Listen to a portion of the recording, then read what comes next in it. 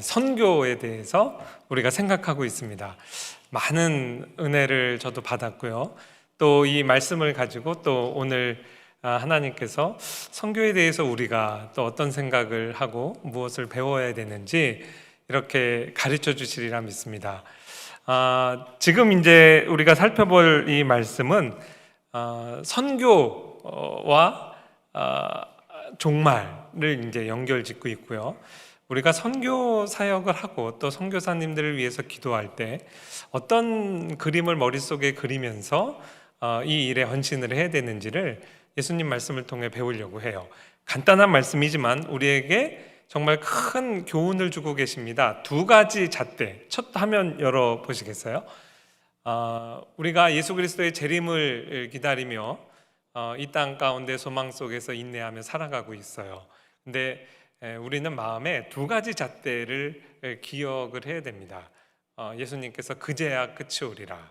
먼저 그제야라고 하는 말은 지금 우리가 살고 있는 이 시대를 예수님께서 정리해 주신 거예요. 이 그제야라는 말은 지금 우리가 사는 시기는 은혜의 때요 구원의 날이다. 그래서 하나님께서 베푸시는 은혜, 복음을 전하는 시기가 정해져 있다는 것을 우리가 기억을 해야 됩니다. 늘 모든 사람이 구원받을 수 있는 게 아니에요. 반드시 이 때가 종말을 고할 때가 있습니다. 그 종말은 끝이 오리라라는 이제 예수님의 말씀 속에 함축되어 있는데요. 이 끝은 마치 예수 그리스도의 초림이 역사적인 사실이었던 것처럼 이 끝도 역사적인 사실일 겁니다. 이 땅끝까지 복음이 전해지는 것이 추상적으로 우리 교회가 생각할 게 아니라 말 그대로 땅끝까지 예수 그리스도의 복음이 전해지는 시기가 옵니다. 그리고 마치 예수 그리스도의 초림이 역사적 사건이었듯이 예수님께서 다시 오시리라고 우리에게 약속하신 그 재림의 날이 반드시 있게 됩니다. 우리에게 약속하신 부활이 추상적인 개념으로 서로 위로하라고 주신 말씀이 아니고 정말 우리의 몸이 부활하여 부활체의 영광을 입고 새하늘과 새 땅, 그것도 역사적인 실제로 하나님께서 우리에게 펼쳐주시고 우리가 새하늘과 새 땅에서 영원토록 살 거예요. 이 모든 내용이 끝이 오리라라는 이 표현 안에 다 담겨 있습니다. 그래서 신학도 그렇고 또 인간의 사상도 그렇고 점차 이렇게 종말을 향해 가면서 설마 끝이 오겠어?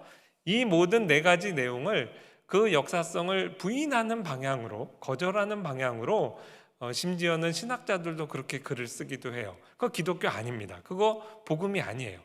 그래서 끝이 반드시 역사적인 실제로 우리에게 임할 것이다. 이것을 우리가 바라보면서 종말을 기다리고 무엇을 그동안 할 것이냐, 이제야 그제야 이 안에 그 열쇠가 있다고 생각해요. 몇 주 전에 보여드린 그림입니다. 예수 그리스도께서 메시아가 오실 것이다라는 것을 구약 선지자에게 계속 말씀하셨는데 구약 선지자의 입장에서는 예수 그리스도가 오시는 사건을 단회적으로 이해한 사람도 있다고 그랬었죠.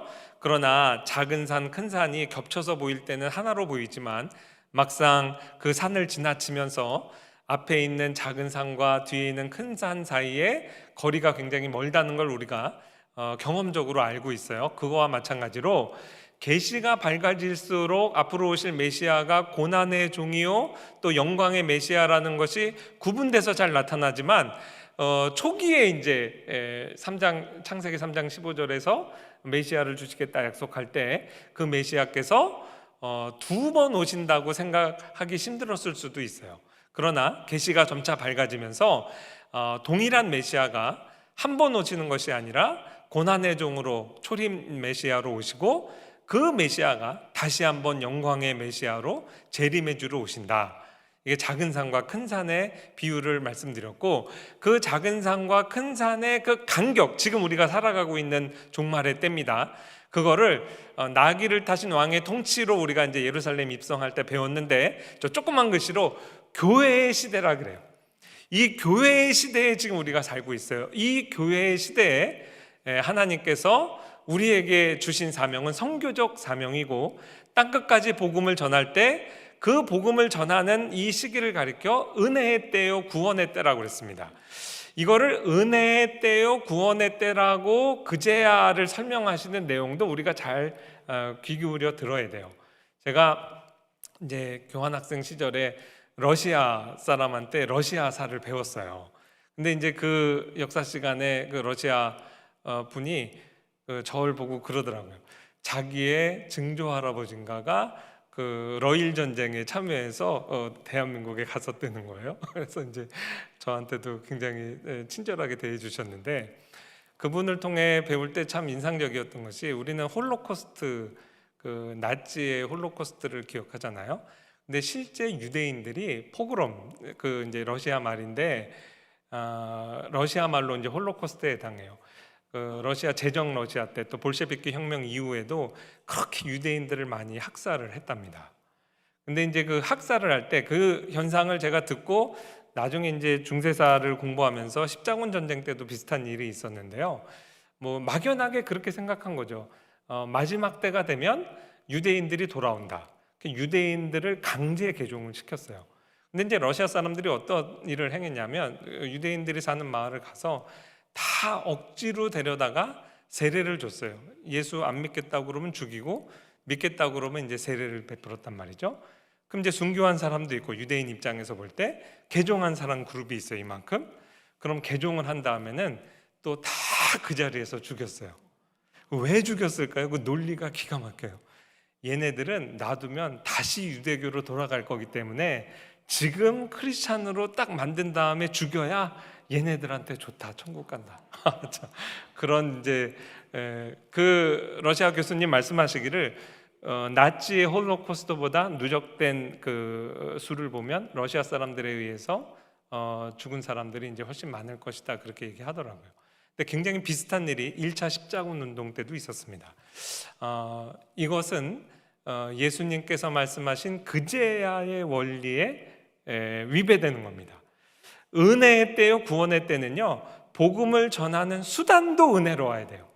그러니까 하나님께서 누구든지 주의 이름을 부르는 자는 구원을 얻겠다라고 선언하시고, 이때를 은혜의 때로 교회의 시대를 정하셨을 때 선교와 복음 전도하는 수단을 교회에게 맡기셨습니다. 거기에는 이슬람처럼 칼이 없어요. 오로지 말씀과 기도를 맡기셨습니다. 그래서 어떻게 이 교회의 시대에 복음이 땅끝까지 전해지느냐, 로마서 말씀 먼저 읽을게요. 그런즉 그들이 믿지 아니하는 일을 어찌 부르리요, 듣지도 못한 일을 어찌 믿으리요, 전파하는 자가 없이 어찌 들으리요. 그러므로 믿음은 들음에서 나며 들음은 그리스도의 말씀으로 말미암았느니라. 믿어야 구원이 일어나는데 그 믿음은 전파되는 말씀이 없이 일어날 수 없어요. 그러니 너는 말씀을 전파하라. 때를 얻든지 못 얻든지 전파하라. 우리 교회에게 맡기신 것은 말씀을 전하는 사명, 또 하나는 기도입니다. 초대교회, 신약의 초대교회가 어떻게 출발했느냐, 오로지 기도에 힘쓸 때 오순절 성령 강림의 사건이 있고, 그리고 세워진 교회도 무엇을 했냐면 말씀과 기도에 전념했어요. 사도도 말씀과 기도에 전념하고 물론 구제 사역도 했죠. 그런데 교회는 그 특징을, 사도의 가르침을 받아, 이건 말씀이죠, 서로 교제하고 사랑이죠, 그 다음에 오로지 기도하기 힘쓰니라. 이 초대교회의 가장 큰 특징이 말씀과 기도와 사랑의 교제예요. 이 초대교회의 모습이 계속 무한 복제되어야 하는 것이 선교사역의 정말 핵심적인 그 모습입니다. 요소예요. 말씀과 기도다. 두 가지 은혜의 수단을 주셨다. 말씀을 한번 좀 보겠습니다.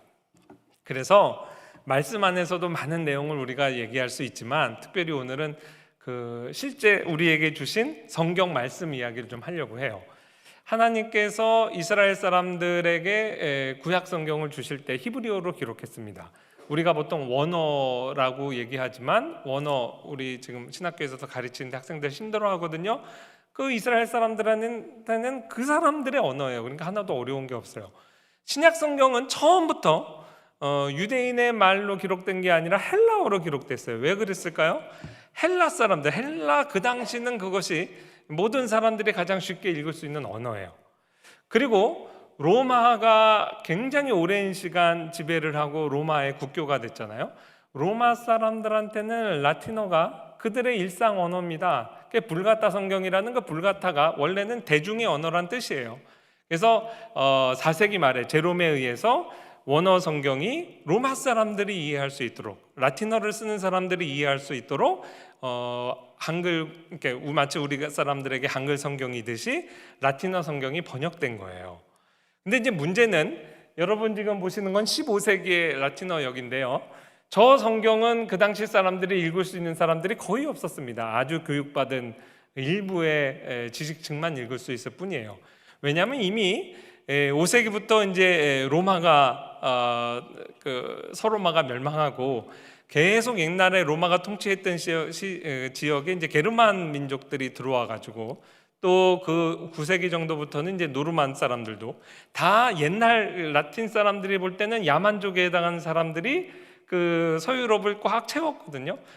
더 이상 그들의 언어가 아니에요. 근데 끊임없이 이제 로마 천주교에서는 이 라틴어 역본 불가타 성경이 정말 정통 성경이고 우리는 이거 읽어야 되고, 그 예전으로 라틴어로 예배를 드리는데도 알아듣는 사람은 없어요.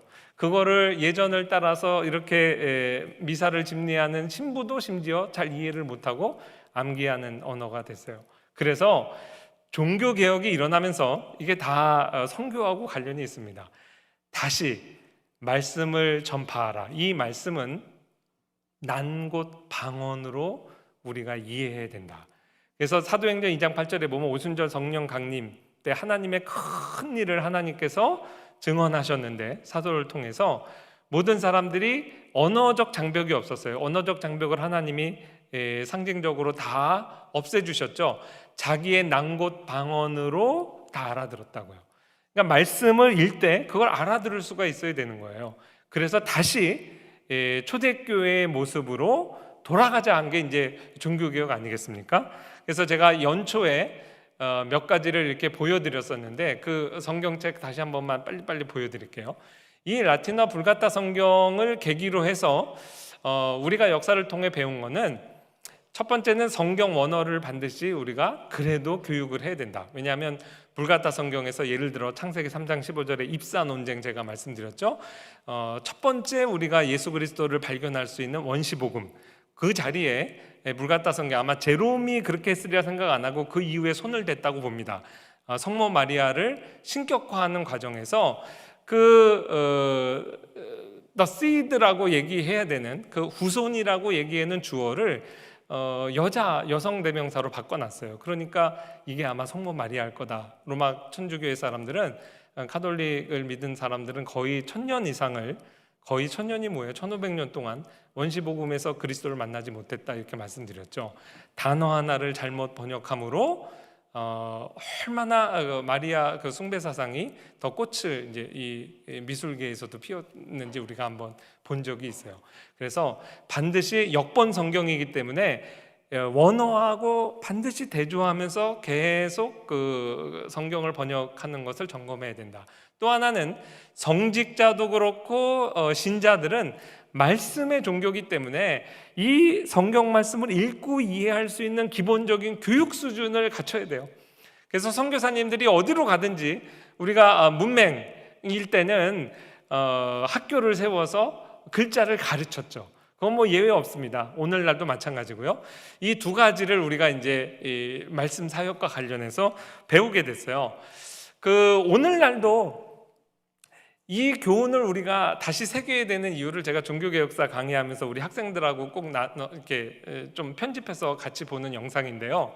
KBS 특선 2010년, 제가 유학 시절에 저희 형이 이거를 이렇게 보내줘가지고 제가 한번 재밌게 봤어요. 제가 이제 살았던 데도 그 필라델피아에서도 살았었거든요. 필라델피아에서 멀지 않은 곳에 아미시 마을이 있어요. 아미시 사람들 들어보셨죠? 굉장히 순수한 사람, 좋은 이미지로 우리가 기억을 하고 있는데, KBS에서 왜 이거를 이렇게 방영해 줬는지 저는 지금도 의아해요. 굉장히 종교적인 이야기거든요. 이 아미시 마을의 고통이라고 그래서 아미시 사람들 그때 총격 사건 그거 얘기하는 줄 알았더니 그게 아니라 아미시 사람들이 이제 미국에 1800년대에 넘어서 이제 이렇게 이주할 때는 영어권으로 들어왔잖아요. 자녀들이 이제 영어를 하면서 자라요. 근데 이 사람들은 사실 그 기원이 종교개혁계의 아나베프티스트, 제침례파라고 하기도 하고 이제 제세례파 그 후에, 그러니까 어떻게 보면 크게 모아 종교개혁의 후예예요. 물론 이제 신앙적으로 한쪽으로 치우쳐서 우리가 좀 조심스러워해야 되지만 어쨌든 개신교 그룹에 속하는 사람들이어서 이 사람들 손에 저 하일리게 슈리프트라는 게 이제 독일어 성경입니다. 그 당시 사람들이 읽을 수 있었던 독일어 성경을 갖고 왔는데 아미시 사람들이 이 문화하고 단절하고 초등학교 교육밖에 안 시켜요. 그러니까 사람들을 다 우미나 정책을 써서 무식하게 만들었다고요. 문명하고 단절하고. 그래서 이 사람들이요 제2외국어에 해당하는 독일어 저 성경을 못 읽습니다. 아미시 사람들 전체 100명이면 90명이 못 읽어요. 그리고 아미시 사람들이 얼마나 많은 규칙을 갖고 있는지 몰라요. 그래서 거기 한 가정 이야기를 소개하는데 에브라임이라는 사람 가정이 처음으로 영어 성경을 읽으면서 성경을 읽기 시작한 거예요. 그 전까지는 아미시 사람들의 그 규칙들이 다 성경에 있다고 생각하고 그걸 지켜야 구원받는다고 생각을 했대요. 늘 마음에 지옥 갈까 봐 두려움이 있는 거예요. 근데 성경을 읽고 보니까 이런 아미시 사람들의 규칙을 지켜서 구원받는 게 아니라 예수님을 믿어서 구원받는다는 걸 처음 알았다는 거예요. 그래서 그 사람이 무슨 일을 했냐면 우리가 성경을 읽자. 그래서 우리 자녀들이 독일어를 모르니까 영어 성경 공부를 시작했는데 그 이후로 아미시 교회에서 파문을 당했어요. 이게 지금 비교적 최근에 있는 일이죠. 20세기, 21세기에 있는 일이에요. 그러니 중세 로마 카톨릭에서부터 마틴 루터가 종교개혁하고 성경을 번역하고 이런 일들이 사실 오늘날 시대에도 얼마든지 반복될 수 있는 거예요. 아무리 그 당시에 종교개혁을 상징했던 독일어 성경을 갖고 있어도 그거를 지금 우리 공동체가 이해 못하면 또다시 중세의 오류를 범할 수 있다는 것이죠. 그래서 말씀을 전파한다는 건 말씀을 알아들을 수 있는 언어로 전파해야 되고 성경이 필요하다면 번역을 하는 겁니다. 그거 하나님께서 우리에게 교회 시대에 끊임없이 맡기신 사명이에요. 그래서 이제 요거를 보여드렸었는지 모르겠는데 다음 화면은 분명히 보여드렸던 기억이 나요. 예외 없이 모든 종교개혁자들이 각자의 민족 집단이 읽을 수 있는 언어로 성경 번역합니다. 영국의 경우에 영어 성경의 제일 이른 번역을 보통 위클리프 성경이라고 그러잖아요. 14세기 이런 시기에 번역했고 옥스퍼드의 학자 위클리프, 오늘날도 위클리프 선교단체가 있죠. 저도 그 번역 PDF로 가지고 있어요. 근데 이제 위클리프에 의해서 번역된 성경은 사실 원문을 대조한 게 아니라 라틴어 불가타 성경에서 옮긴 거예요. 그래서 아쉬움도 있어요. 창세기 3장 15절 말씀 보면 그대로 그냥 그녀가로 이제 번역을 했어요. 그녀가 네 머리를 밟을 것이다. 그럼에도 그러한 약점이 있지만 위클리프의 성경 번역, 이 쪽복음을 들고 그의 제자들이 영국 전체 곳곳을 다니면서 길거리 전도했습니다. 많이 화형당했죠. 그거에 비해서 지금 오른쪽 보시는 게 이제 그 유명한 틴데일 성경이에요. 틴데일 성경이 저거는 이제 16세기죠. 틴데일 성경이 중요한 게 뭐냐면 히브리어 원어에서 영어로 또 헬라어에서 또 신약 이렇게 번역을 해서 이후에 영국에서 나오는 모든 성경 번역에 굉장히 큰 이제 기초를 놓게 돼요. 제가 어떻게 해서든 성경 사본 하나 사다가 박물관에 게시하려고 이제 총장님 모시고 유럽 돌아다녔다고 그랬잖아요. 이게 한 매뉴스크립트가 한 250개 돌아다니는데 한 22억 돼요. 그 위클리프. 요것도 1 밀리언 파운드라고 그랬으니까 한 1억 16억? 16억 정도 될 겁니다. 예, 맞아요. 그 비싸죠. 근데 살 필요 없다고 그랬죠. 요 내용 우리가 다 똑같이 갖고 있어요. 요거는 보여드렸어요. 제가 직접 찍어온 사진입니다. 마틴 루터의 1534년 그 전체 구약과 신약 번역한 성경이고요. 저거 카피본은 뭐 지금 옥션에 경매에도 나오지도 않아요. 저거 아마 나오면은 진짜 수백억 하지 않을까 생각을 해요. 이것도 이제 작년에 가서 그 쭈리 중앙박물관 가서 아무에게나 공개하지 않는데 거기에 계신 이제 어떤 교수님 도움을 받아서 제가 직접 촬영해 온 건데요. 저거는 이제 그 쭈리에서 쯔빙글리와 우리 개혁파의 선조들이 그 당시에 이제 또 독일어로 스위스와 독일 다 독일어를 사용한 독일어권에서 번역했던 이제 성경이죠. 요거는 싸요. 한 1억 정도면은 그래도 카피본이 많이 있어서 이제 살 수가 있어요. 그리고 이거는 이제 처음 보여드리는 건데요. 프랑스권에서도 이제 불어 올리베땅 성경, 올리베땅이라고 이제 그 켈빈의 사촌입니다. 사촌 형이에요. 한 4살 정도 많은데 우리도 불어로 우리 성경을 가져야지. 그래서 올리베땅이 이제 원어에서 또 불어로 이제 번역을 했습니다. 이것도 제가 PDF 파일로 갖고 있어요. 불어 관심이 있고 읽을 수 있는 분은 원하시면 제가 나눠드릴게요. 근데 이 그 올리베땅 성경을 제가 이제 스위스 제네바에 있는 박물관 또 그 프랑스에 있는 켈빈의 박물관, 생가 박물관에 가서도 다 확인을 하고 얼마나 가슴이 뛰었는지 몰라요. 이 올리베땅 성경에 그 보면 그 신약이 들어가기 전에 그 서문에 우리가 좋아하는 켈빈 목사님이 서문을 썼어요. 그 당시에 이제 프랑스로부터 기독교 신앙, 개신교 신앙 가진 것 때문에 쫓겨나서 거의 추방당하다시피 했거든요. 근데 그 내용을 보면 굉장히 감동적이에요. 그래서 제가 약간 편집을 해서 일부만 읽어드릴게요. 추방, 우리가 한 나라에서 추방당한다 해도 이 세상이 전부 주님의 것이라는 것을 안다. 설사 세상에서 아예 쫓겨난다고 해도 우리가 하나님 나라밖에 있는 것이 아님을 안다. 프랑스가 전부인 줄 살았는데 그래서 외국으로 국외로 망명했는데 가서 보니까 거기도 하나님 백성이 있고 여기도 하나님 땅이구나. 아마 선교사님들은 이걸 다 느낄 겁니다. 고향 떠날 때 왜 아쉬움과 눈물이 없겠어요? 근데 거기 가서도 여기도 하나님 땅이네, 하나님 백성이 있네. 켈빈이 그렇게 느낀 거예요. 가난, 우리가 헐벗고 가난해질 때도 우리에겐 우리를 먹이시기에 충분히 풍부하신 한 아버지가 계심을 안다. 고통, 우리는 예수 그리스도의 모범을 통해 이것이 영광에 이르는 길임을 안다. 죽음, 죽음이 우리가 마땅히 바라는 생명을 우리에게서 빼앗지 못함을 안다. 박해의 현실, 우리 눈앞에 하나님의 참된 종들이 죽어 없어져 가는 것을 볼 때 마치 모든 소망이 사라지는 것처럼 슬퍼하지 말자. 왜냐하면 순교자의 피가 교회의 씨라고 한 터툴리안의 말은 진실로 그러하며 언제나 그렇게 체험되었고 세상 끝까지 그럴 것이기 때문이다. 제가 그 종교개혁사 강의할 때 이 부분 읽으면 눈물이 나요. 우리 학생들도 좀 종종 눈물을 흘려요. 왜 그러냐면 켈빈이 제네바로 가서 거기서 이제 학교를 세우고 켈빈 생전에 프랑스 조국 프랑스로 약 300명의 선교사를 파송해요. 선교 역사 저 배울 때 그거 잘 몰랐어요. 최근의 연구 성과입니다. 그 선교사들이 그렇게 프랑스로 가서 선교를 많이 했는데 다 켈빈 제자들이죠. 평균 수명이 6개월이에요. 가면 가서 화형당하고 또 가면 가서 그러니까 자기 이렇게 몇 년 가르쳤는데 누가 또 죽었다 얼마나 마음이 많이 낙심됐겠어요.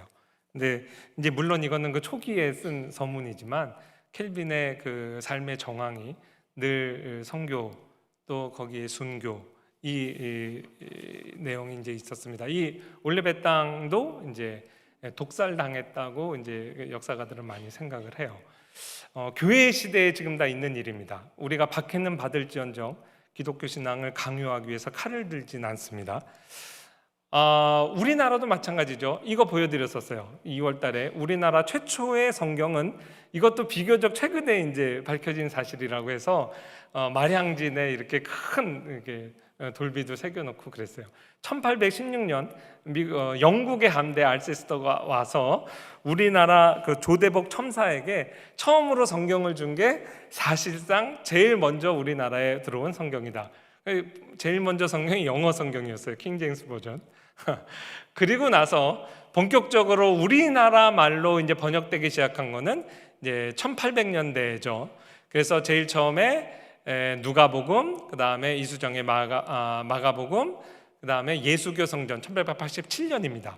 요건 이제 신약 완역이고요. 신구약이 다 완역돼서 구약 완역은 이제 1910년인데 이제 출판된 건 1911년에 성경 전서. 그래서 우리도 성경을 갖게 됐어요. 우리말로 난곱 방언으로.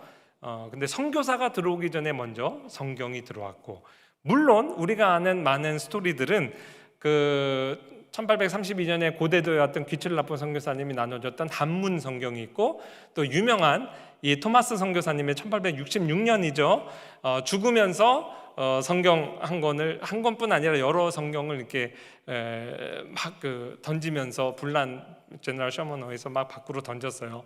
그리고 마지막 죽으면서도 자기를 처형하는 군졸에게 성경을 줬죠. 그래서 이 성경 읽고 사람들이 변화되고 결국 그 변화된 사람들이 장대영 교회 1907년에 부흥운동의 주역이 되는 그 아름다운 스토리를 한번 제가 소개한 적도 있습니다. 예외가 없어요. 교회 시대에 복음이 전파되는 데는 오히려 선교사보다도 먼저 성경이 번역돼서 하나님의 말씀이 들어갔다. 이거는 뭐 앞으로도 끝날 때까지 변함이 없을 겁니다. 두 번째 이제 그 요소가 기도라 그랬죠. 기도 합주회라고 혹시 들어보셨어요? 이거를 이제 부흥가게 역사에서 Concert in Prayer라는 단어를 기도 합주회로 번역했는데 정말 잘 번역했다는 생각이 들어요. 이게 이제 기원은 1747년, 이게 18세기죠. 우리나라 왔던 선교사님들이 다 19세기에 왔잖아요. 그래서 19세기를 가리켜서 위대한 선교의 세기라고 아예 그게 고유명사화 됐어요. 19세기에 영미권에서 왜 그렇게 많은 선교사들이 우리나라까지 그렇게 오게 됐을까요? 그 선교의 위대한 시기가 있기 전에 100년 전에 18세기는 부흥의 시기예요. 하나님이 17, 18세기에 걸쳐서 대륙의 경건주의 운동, 그 다음에 영국의 복음주의 운동, 미국의 제1차, 제2차 대각성 운동, 이상하게 비슷한 시기에 엄청나게 교회가 복음으로 뜨겁게 하셨어요. 그리고 그 에너지가 동력이 되어서 그 다음에 선교의 시기가 열린 겁니다. 근데 그 뜨거웠던 시기에 선교의 포문을 열었던 거는 기도라고 생각을 해요. 1747년에 스코틀랜드의 목회자들이 앞으로 위대한 우리가 진짜 선교의 시기가 올 텐데 우리가 이것을 기도로 준비해야 된다. 근데 이거는 우리의 기도 제목만이 아니라 범세계적인 기도 제목이 돼야 된다. 그래서 스코틀랜드의 그 목회자들과 미국이죠, 뉴잉글랜드, 그때까지는 아직 독립혁명 전이니까 뉴잉글랜드라고 그러대요. 뉴잉글랜드의 목회자들이 대서양을 건너서 연합 기도회를 한 거예요. 아주 구체적으로 토요일 날 저녁, 주일날 정한 시간, 또 3개월에 한 번씩. 그래서 우리가 전 세계에 하나님의 복음이 전해지도록, 그게 기도 합주회입니다. 이게 왜 오늘날까지 그렇게 유명하게 됐냐면, 조나단 에드워드라는 유명한 미국의 목회자요 또 신학자가 기도 합주회라는 책을 썼어요. 우리나라 말로도 이제 번역이 됐어요. 근데 그 원 제목이 저렇게 깁니다. 제가 한번 읽어 드릴게요. 성경에 준하여. 근데 성경 중에 특히 종말에 관한 약속과 예언, 이거는 이제 선교에 대한 구속사정 관점을 우리가 좀 가져야 된다는 것을 알려주고 있어요. 기독교의 부흥과 지상의 그리스도의 왕국의 확장을 구하는 특별한 기도, 선교를 그리스도의 왕국이 지상에 확장되는 거라 이해했어요. 교회 선교를 하나님 나라가 임하는 것으로 이해했다는 거죠. 하나님의 백성들 가운데, 이건 여러 민족 가운데 있는 교회들을 얘기하는 거예요.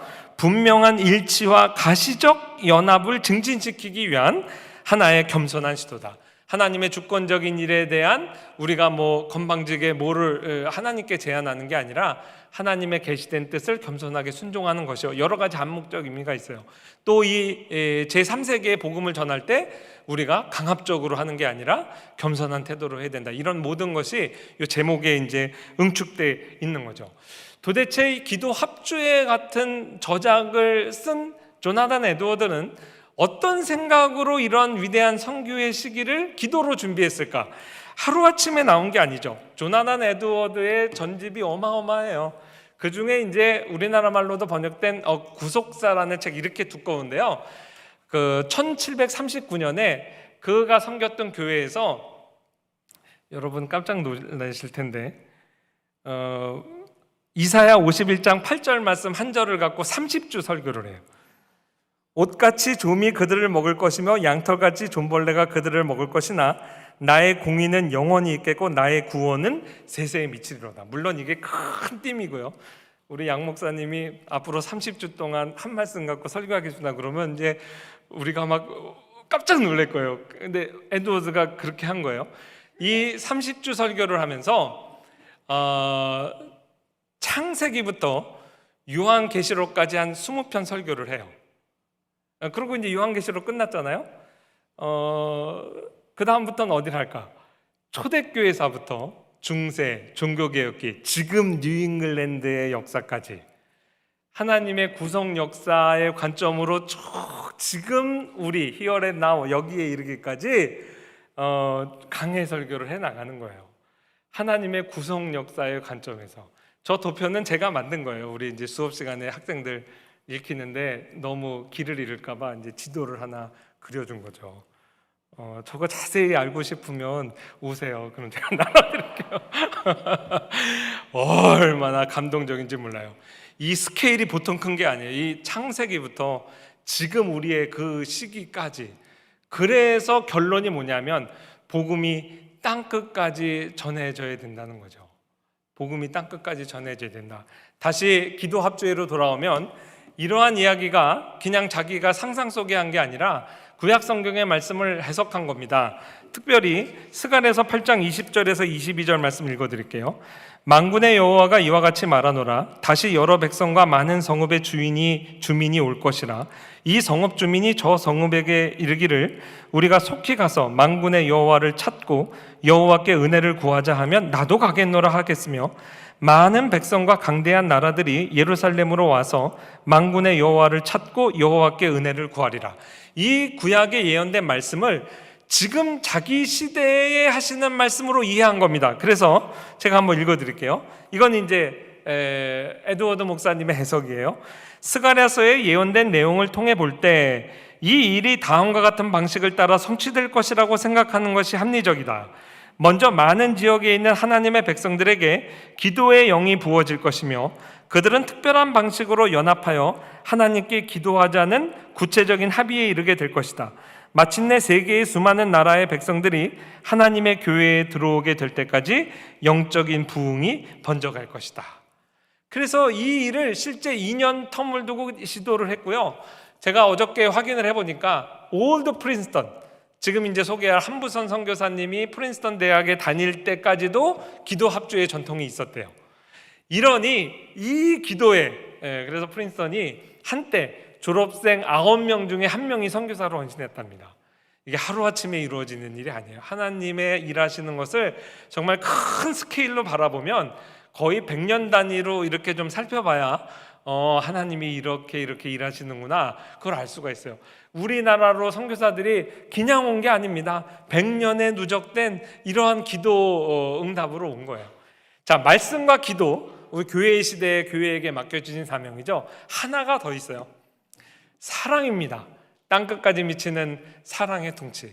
하나님이 최초의 선교사를 파송하셨죠. 독생자를 세상에 보내신 것은 동기가 세상을 사랑하사예요. 그래서 대표적인 선교사 바울이요 어떻게 고백을 하고 있냐면 우리가 만일 미쳤어도 하나님을 위한 것이요 정신이 온전하여도 너희를 위한 것이니 그리스도의 사랑이 우리를 강권하시는도다. 선교사님들의 마음이 왜 선교지를 향해 가느냐? 그리스도의 사랑이 우리를 강권하신다 그랬어요.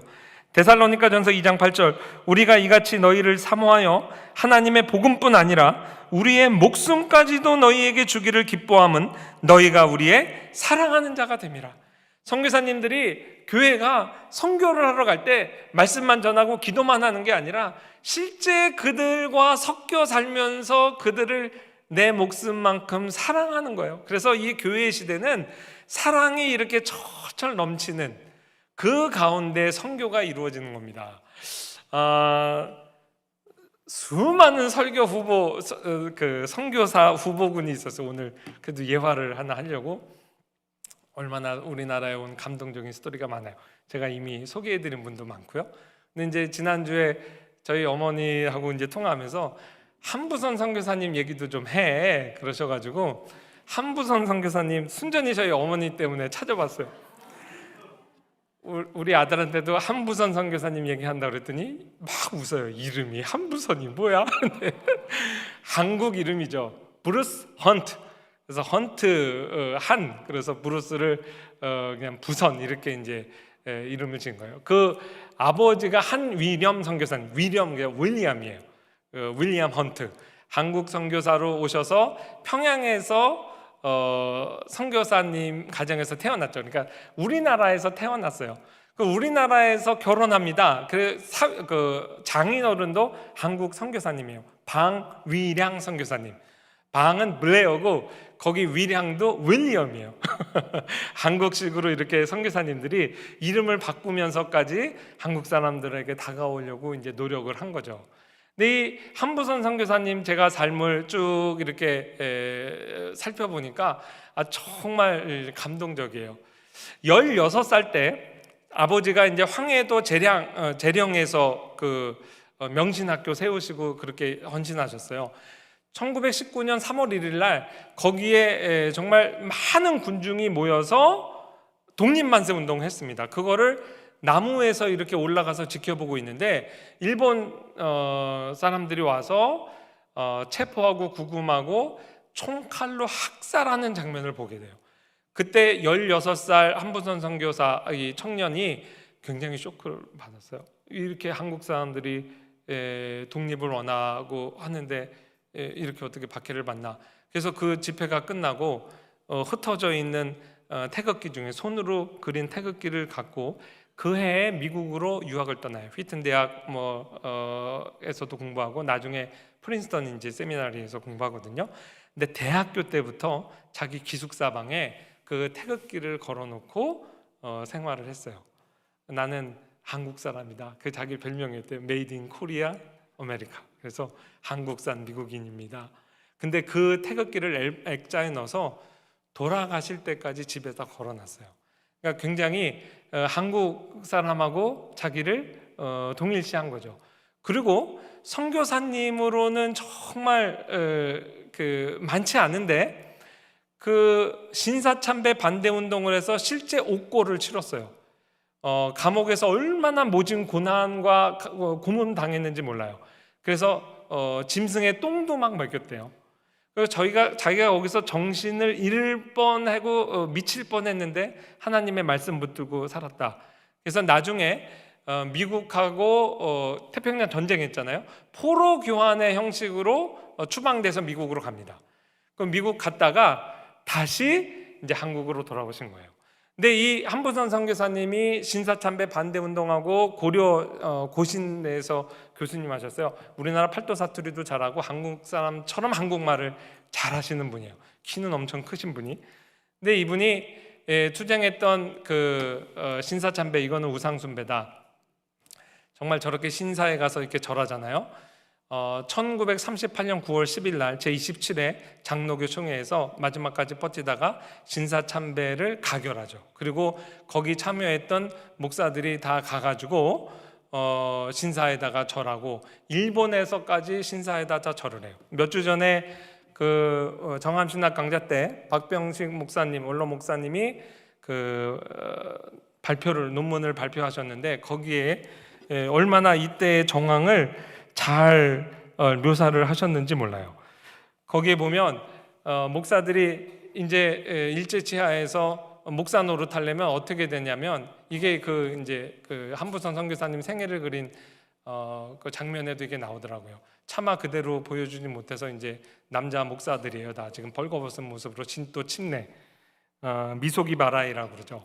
그게 우리나라 한강 그리고 또기 부산의 송도 앞바다에서 일제치하에서 목사를 하려면 이거를 시켰어요. 일본 사람들이. 일본의 승려가 목사 후보생들을 다 빨가벗겨가지고 이렇게 물속에 7번 정결 예식을 합니다. 정결 예식을 하고 그 신앙 고백을 하게 돼 있어요. 천조 대신이 높으냐 하나님이 높으냐.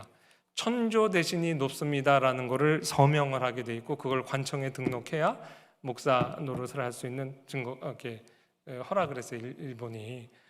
그리고 그렇게 해서 일본의 승려가 되는 예식을 하는 거예요. 그러면은 신주단지 이렇게 우상을 주면 그거를 예배당 동편에 두고 거기에 먼저 절하고 예배드렸습니다. 우리나라 교회가 그렇게 그 박해를 받았어요. 그거 뭐 원해서 한 사람은 물론 없겠죠. 그러나 하나님 앞에서 큰 죄를 사실 범한 거죠. 그 당시에 신세 참배 그 강요하는 그 시기에 우리나라에서 예배 드릴 때 예배 순서지예요. 예배 순서에 저는 한 순서만 있는 줄 알았더니 적어도 4가지 일본에 의해서 강제적으로 들어간, 이거 아니면 예배를 못 드려요. 예배 순서에 궁성요배 있습니다. 그 다음에 황국시민의 선서해요. 그리고 일본 천황을 높이는 찬양을 해요. 그리고 예배가 진행됐어요. 이게 가결된 게 1938년에 9월 10일 날 제27회 장로교 총회에서 이거를 허락한 거예요. 그리고 목사들이 일본까지 가서 신도다 숭배하고, 이때 일본 경찰들이 헌병들이 다 있어가지고 아무도 그 반대를 못했어요. 유일하게 반대 발언을 한 사람이 2사람입니다. 첫 번째, 둘 다 한국인이 아니에요. 이 한부선 선교사님의 장인어른 방일양 선교사가 제기합니다. 그랬다가 묵살당하고, 이 한부선 선교사가 벌떡 일어나가지고 총회장이 그 신사참배는 국민은혜에 불과하다. 가하시면 예하시고 뭐 이렇게 해서 가만 묻고 부를 묻지 않았어요. 그걸 일본이 못하게 한 거죠. 그때 한부선 선교사가 의장, 이거는 가만 묻고 부를 묻지 않는 건 불법입니다. 항의합니다. 유일하게 소리를 외쳤어요. 그래가지고 헌병이 잡아다가 밖에다 매다 꽂고 못 들어오게 한 거예요. 완전히 한국 그 사람들이 목소리를 높이지 못할 때 우리를 대신해서 그래도 목소리를 높이고 우리와 함께 만주 쪽에서 그렇게 만주와 하얼빈에서 옥고를 그렇게 치루신 거죠. 정말 한부선 선교사님 얘기를 들으면서 오늘 우리 박성주 선교사님 제가 생각이 났어요. 아까 설교 들으면서 정말 일본을 위해서 선교하면 일본 사람들을 사랑하게 되는구나. 그 나라 사람이 되는 게 맞구나. 왜냐하면 우리가 그런 사랑을 입었어요. 한부선 선교사님 완전히 한국 사람이라고 그랬어요. 이 위대한 한부선 선교사님을 제가 직접 만났던 거 아니겠어요? 저는 기억이 없는데 제가 3, 4살 때 우리 집에 오셨대요. 장경재 목사님이 그 화성교회에서 모시고 사경회를 한 거예요. 근데 저희 아버지가 그때 집사도 아니셨대요. 근데 이렇게 교회 누구 강사 오시면 섬기는 걸 좋아해서 다 그 황옥선 집사 집으로 모인 거예요. 장경재 목사님 부부, 한부선 선교사님 일행. 그래가지고 우리 집에 잔치가 벌어진 거죠. 그러니까 어머니가 너희 들어가 있어 이제 그랬겠죠. 근데 제가 무슨 일을 했냐면은 거기서 한참 식사하시는데 제가 어저께 그 얘기를 듣느라고 자세히 또 어머니한테 정황을 들었어요. 제가 키가 작으니까 구경하는 거죠. 이렇게 창문에 의자를 갖다 놓고 거기에 올라가서 엄마, 손님들이 다 드시고 나면 남은 거 내가 먹을게 그랬대요. 그래서 순간 그분들이 다 웃으시고 한부선 선교사님 잘 못 드셨대요. 그래서 저희 어머니가 내가 그때 얼마나 창피했는 줄 알아? 그러면서 그랬더니 장경재 목사님 사모님이 앞으로 이렇게 강사가 오시면 애들을 먼저 배 터지게 먹여. 그래서 그거 기억은 나요. 누가 손님만 온다 그러면 어머니가 배 터지게 저리를 먹여가지고 나가 놀아 이제 그랬죠. 이 위대한 선교사님을 제가 밥도 못 드시게 이제 그렇게 한 선교사님, 한국 사람을 이제 사랑하신 거죠. 믿음과 소망과 사랑의 원리를 제가 말씀드리고 마치려고 합니다. 정리해 보면 이 교회 시대에 교회에게 맡기신 사명은 말씀과 기도와 사랑이에요. 근데 이 말씀은 왜 우리가 말씀을 그렇게 전해야 되냐면 말씀에서 믿음이 생기기 때문에 그래요. 그래서 말씀과 믿음이 하나고요. 이 기도는요, 하나님의 나라가 이 땅에 임하기를 기도하는 기도고, 전통적으로 이 예수님이 가르쳐 주신 주기도문은 소망하고 관련이 있어요. 소망이에요. 사랑은 사랑이에요. 그래서 선교의 세 가지 원리는 믿음, 소망, 사랑입니다. 제가 입증을 해드릴게요.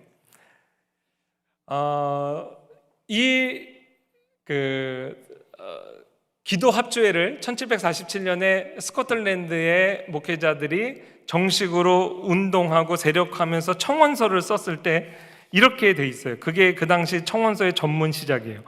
이 기도 합주회의 주된 목적은 우리 그리스도인들에게 영구적인 순종을 요구하는 우리 주의 나라가 임하옵시며 라는 제목을 가지고 기도해야 할 의무에 좀 더 충실하자는 것이다. 이거는 낯선 것이 아니라 이미 우리가 매 예배 때마다 기도하는 주님께서 가르쳐 주신 기도, 하나님 나라가 이 땅에 임하시오며를 우리가 다 함께 하자는 것이다. 전통적으로 주기도문, 소망과 연결하고 있어요. 그 말은 뭐냐면 이 교회 시대는 믿음과 사랑으로 가득 채우고 앞으로 오실 그제야 끝이 오리라라는 그 재림 예수님을 바라보며 소망의 기도를 하는 기간이라는 거죠. 그래서요, 이 조나단 에드워드 목사님이 주기도문의 시작이 주의 나라가 임하시오며잖아요. 맨 끝에 하나님의 영광과 통치를 위해서 기도해요. 그래서 이 주기도문이 지극히 선교적인 기도였다는 걸 여러분 아세요? 이렇게 말합니다. 주기도의 결론은 지금까지의 모든 기도의 내용들과 관련하여 우리가 언급한 각 간구들이 하나님의 통치와 영광에 종속되기를 우리 자신도 바라고 간구한다는 사실을 함의한다. 우리의 모든 소원이 지향하는 최종 목표는 바로 여기에서 궁극적으로 종결된다. 이 주기도 안에서 제일 먼저 언급되는 내용이 바로 하나님의 영광과 통치에 관한 것이다. 이 두 가지는 동일한 기도의 제일 마지막에서 이 기도의 결론으로서 언급된다. 요컨대 하나님의 영광은 이 기도의 알파와 오메가인 것이다. 선교적인 기도인 주기도문의 안에서 선교의 궁극적인 목표는 하나님의 영광과 하나님의 통치예요. 이것을 우리가 교회의 시대, 오늘 선교주의를 보내면서 그려야 되는 가장 큰 그림입니다. 기억하기도 쉽죠. 이 예수님과 초림과 재림의 사이에 사는 우리 교회가 해야 될 일은 말씀과 기도와 사랑, 믿음, 소망, 사랑이다. 그리고 지금 당장 우리가 해야 될 것은 기도다. 어떤 기도냐? 새로운 기도가 아니라 우리가 늘 하나님 앞에 드려왔던 주기도가 이렇게 영광스러운 기도였구나, 종말론적인 기도였구나, 구속사적인 기도였구나, 가장 선교적인 기도였구나. 가슴이 벅차지 않습니까? 그래서 우리가 기도 합주회 하고 있는 거예요. 세계 곳곳에 오늘 이 주일에도 모든 강단에서 주의 나라가 임하시기를 주기도문을 통해 기도하며 우리의 간구에 땅끝까지 이르는 복음, 이 사역에 종사하는 선교사, 보냄받은 선교사나 보낸 파송한 교회나 다 같이 같은 제목으로 기도하는 겁니다. 이 영광스러운 하나님의 선교의 부름에 우리가 아멘하고 응답하시는 저와 여러분 되기를 축원합니다. 하나님 감사합니다. 선교주의를 맞이하여 저희가 잠시 걷던 길을 멈추고 구속사의 큰 그림을 그려보았습니다. 우리가 지나온 길과 현재 서 있는 길, 또 앞으로 나아갈 길을 가르쳐 주신 것 감사합니다. 그리고 우리가 이 땅을 믿음과 소망과 사랑을 가지고 살아가게 하신 것 감사합니다. 이것이 선교의 원리인 것도 배웠으니 더욱 믿음과 소망과 사랑의 원리에 충성하는 우리 화평교회 될 수 있도록 도와주시고, 소망을 품고 하나님 나라가 이 땅에 임하기를 오늘도 기도하며 주어진 삶의 현장에서 하루하루 소명에 충성하는 우리 모두 될 수 있도록 주님께서 복 주시옵소서. 예수님의 이름으로 기도합니다.